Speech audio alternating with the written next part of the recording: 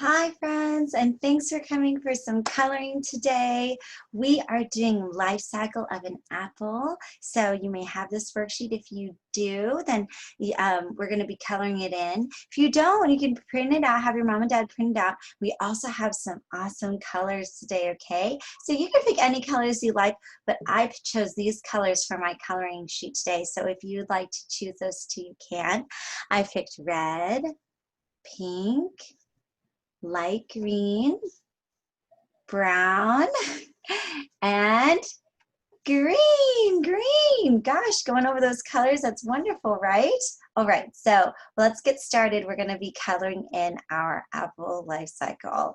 Why don't we start with the apple, right? Because that's always really fun. I wanted to color my apple red today, but you can color your apple any color you want. I'm going to do pink or green or yellow or orange or any color that you like.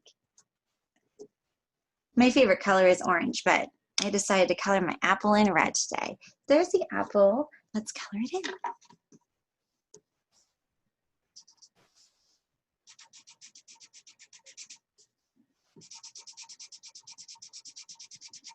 So as you color, you can think about filling that whole apple with color, right?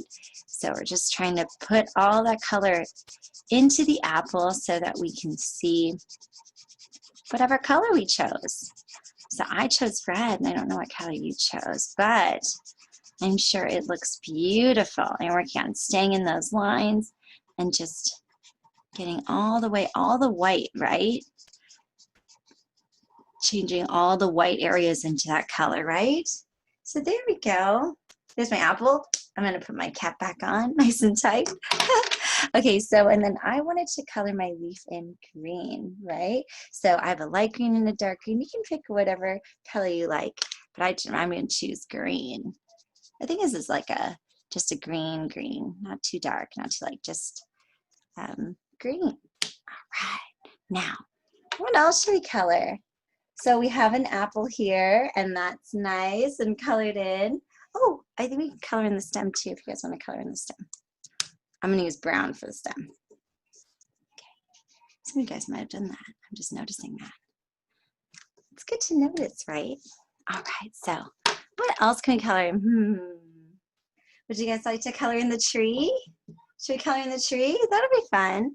Okay, so you have the leaves up here. So I think I'll color in green because I did my other leaf green, and so it'll look kind of the same. Once again, you pick what you want. I mean, I think it's fun to be creative with the colors. So I love seeing, you know, what you choose for coloring. All right, so just coloring in. Oh, it's kind of like a cloud. It's like a cloud. It's kind of got those bumps around it, so that's a little challenging. It's got little leaves sticking out, so you can color how you like. And if it's not perfectly in the lines, that's okay too, right? That's how art is. Art is kind of like that. You just move with the pen, and it kind of creates all that beautiful color. All right, awesome. And we have the trunk of the tree. I'm going to make that brown. I'm doing kind of realistic colors, right? Because the tree trunk is normally a brown color. Sometimes it's a white color or a gray color, but you know, a lot of times when we color a tree trunk, it's brown. All right, cool. So there's the tree. Is it all colored in? I think so. If you'd like, you can actually add some apples there if you want. I don't see any here, but you can add some if you like. Okay, shall we color in the sprout next? Great, the sprout. So I think I'm going to start with the dirt. That kind of looks fun, right? Another kind of little cloud. I'm going to do it in brown. Color.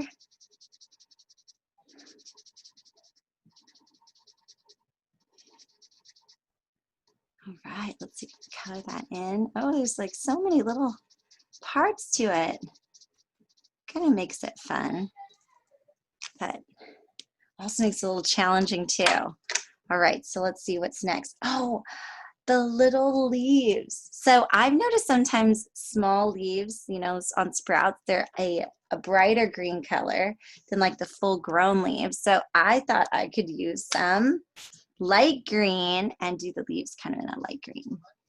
Oh, look, there's the stem too. I could color in the stem. Maybe I'll do that. Maybe I'll use my bright green to also color in the stem. Because sometimes when plants grow, they start out in that sort of green color, right? And then they kind of change as they grow up, right? Just like we change as we grow up, right? It's kind of fun. Okay, so we have our last one here, blossom, right? Blossom. And I thought it might be fun to do that in pink because blossoms can kind of be a sort of a lighter color. Sometimes they're white. So if you like, you guys can leave it white. Or you can pick a different color if you like, but I thought I would pick pink because sometimes blossoms have a little bit of pink on them. So but I'm gonna color all pink. And if you like, you can color it blue or black or yellow or any other color you can think of. So if you want to go with a realistic color or you want to go with a color that you have in your mind that you think would look beautiful, once again, that's the wonderful thing about coloring and about art is we get to make those choices and have fun doing it. You know, that's the important part. All right. Oh, there are three blossoms there. I'm kind of going in circles so that it goes kind of all the way around. Ta-da! Ooh, I like that color. What do you think? Should we color in the seeds too? I don't know. You can color in the seeds. I guess like if I were to color it in, maybe I pick the brown color because I think seeds are darker, and I think in the printout it shows it a little. It shows it dark. So if I want, I can color in those little marks. Brown.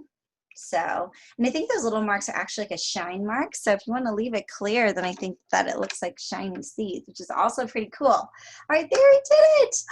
What a beautiful coloring you did. And I am very proud of mine as well. Thank you so much, guys, for coming for some coloring. And then if you like, we can do a cutting extension with this job. So if you want to do that, you can see that in another video that I have. All right. Thank you, you guys. I'll see you next time.